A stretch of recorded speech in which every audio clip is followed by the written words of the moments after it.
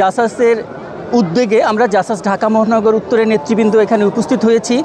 দেশনেত্রী বেগম খালেদা জিয়া বাংলাদেশের প্রথম মহিলা প্রধানমন্ত্রী, বিশ্বের দ্বিতীয় মহিলা প্রধানমন্ত্রী, গণতন্ত্রের নেত্রী দেশমাতা বেগম খালেদা জিয়ার সমাধিতে আমরা দোয়া, মুনাজাত এবং শ্রদ্ধা নিবেদন করার জন্য আজকে এখানে উপস্থিত হয়েছি। আমাদের আবেগের জায়গা, আমাদের ভালোবাসার জায়গা, আমাদের বিগত দিনে আন্দোলন সংগ্রাম যা করেছি তার নেতৃত্বের জায়গা ছিল দেশনেত্রী বেগম খালেদা জিয়া, যিনি দীর্ঘ 17টি বছর এই ফ্যাসিস্ট হাসিনার বিরুদ্ধে আন্দোলন সংগ্রাম করেছেন এবং এর আগে 9 বছর স্বৈরাচার এরশাদের বিরুদ্ধে আন্দোলন করে গণতন্ত্র প্রতিষ্ঠা করেছেন।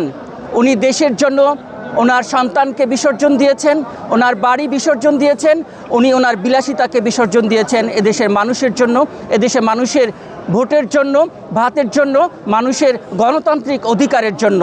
উনি জীবন দিয়ে প্রমাণ করে গেছেন এদেশের মানুষের ভালোবাসা, এদেশের মানুষের যে আকাঙ্ক্ষা, এগুলো ওনার জীবনে একমাত্র কামনা ছিল।